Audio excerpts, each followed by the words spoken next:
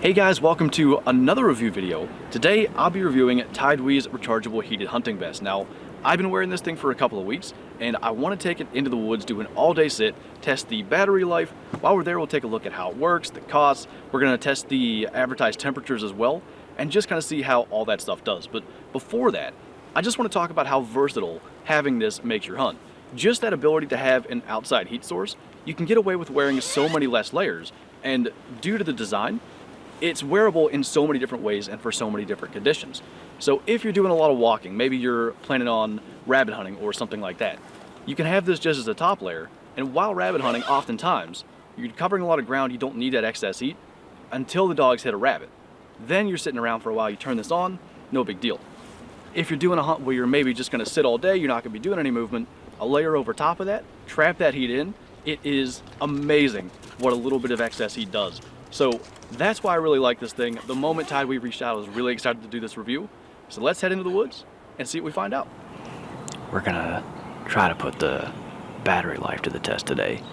According to the information that comes with the vest, on low power, it should have about 10 hours of battery life. Now, the one kind of drawback to this is that if you're wearing it like I do, which is basically as a base layer with that heat to keep it all, under a couple layers, you can't just turn it on. If you see, I click this and it doesn't turn on.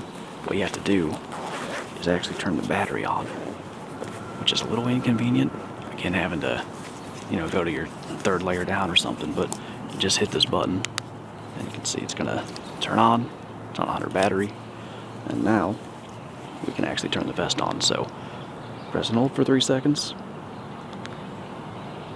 We got it on high power, medium, low, and we shall see how close to, if not past, 10 hours we can get. Check in every couple hours, look at the remaining battery. It's about 42 degrees right now, which is about the right temperature, I think, for something like this. I'm dressed pretty light because it's going to get up to 65 today, so it works out pretty well. I don't have to dress real bulky and then sweat later, so we'll see how we do. While I continue to test the battery life, let's quickly look at the price. The vest can be purchased on TideWe's website for $109.99, however it is currently on sale for $89.99 at the time of this upload. This is comparable, if not cheaper, than most heated vests on the market currently.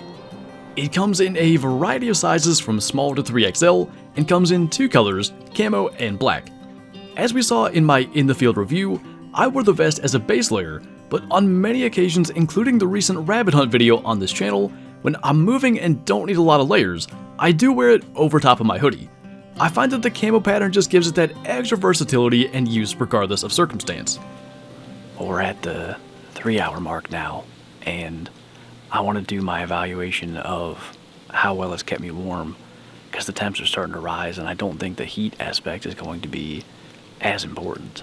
And I dressed for 40 degrees knowing that I'd have the heated vest, so 2 light layers, the heated vest, and then my safety harness is also a vest that helps a little bit, and it did well. I think I could probably wear this exact same thing down to 35 or so, but I'd probably want to turn up the vest a little bit. So if I was planning on sitting all day putting the vest on low, I'd probably have 1 more layer, but it does a decent job and it eliminates that bulk.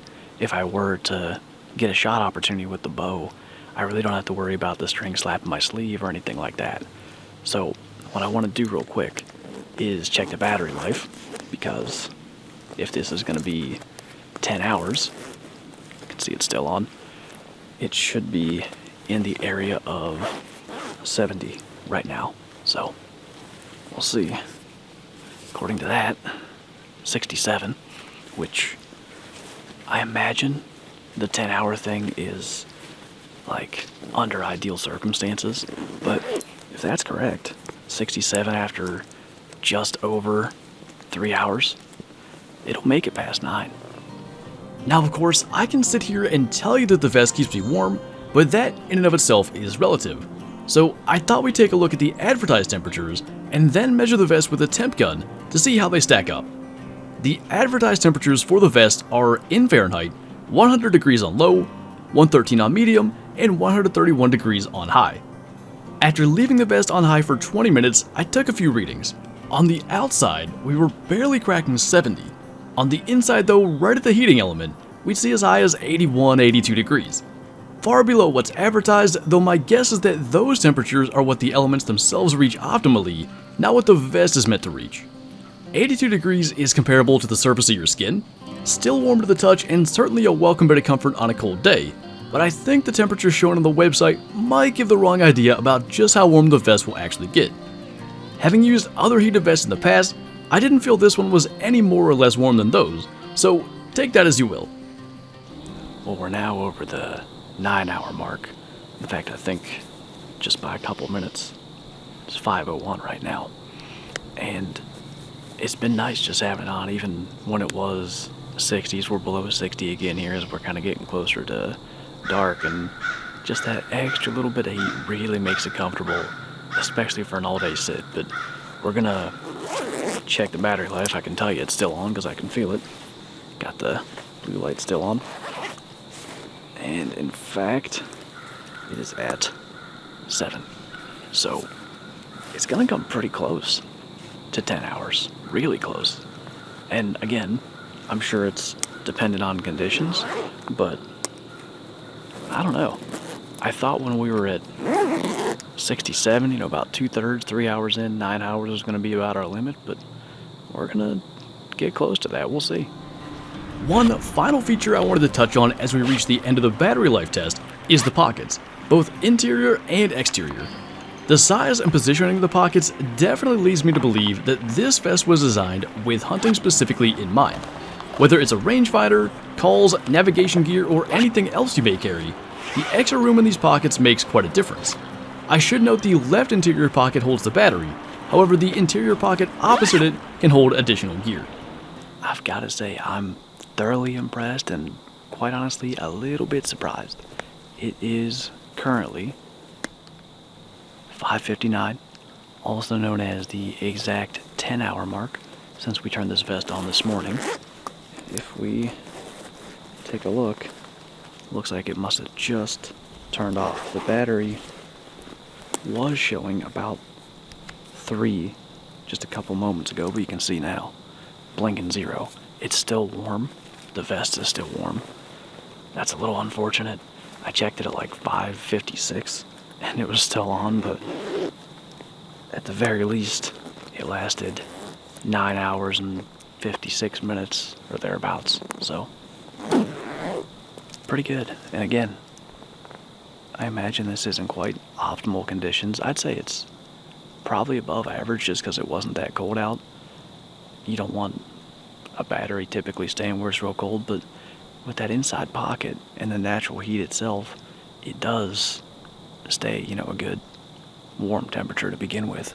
But 10 hours of comfortable hunting, whether it's helping out with the breeze, helping out with the morning chill, helping out with the temperatures dropping here this evening, I really like it, and I've been wearing it on a bunch of hunts. This is far from my first hunt, so I'm not sure at what point the battery starts to not have the same 100% that it used to.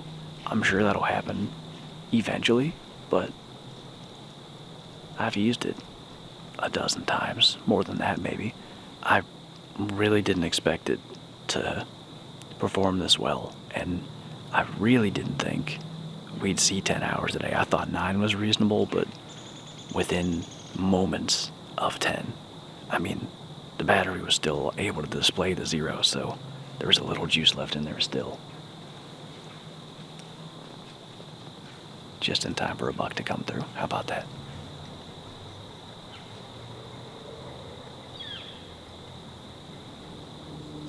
I never said it was a big buck. It was a buck. But I think that's gonna conclude our battery life test.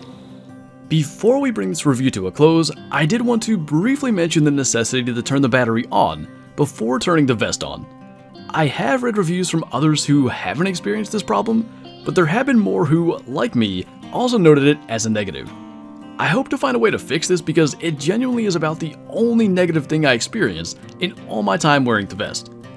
One thing is for certain, I'm a fan of this thing. I'm going to be wearing it long into the future, not just for this review video. I think with turkey season coming up, this is going to be another fantastic option. You get so many of those days. In the spring, it's like 30 degrees at 3 a.m., 4 a.m. when you take off, and 70 degrees by noon when you're heading back. Just this, no bulky layers to deal with that 30-degree weather. Turn your heat on till 9 o'clock when it warms up. It's just going to be a fantastic option. So you can bet you'll be seeing me wear this spring. But anyway, that is going to do it for this review. So as always, thank you guys for watching, and I'll see you next time.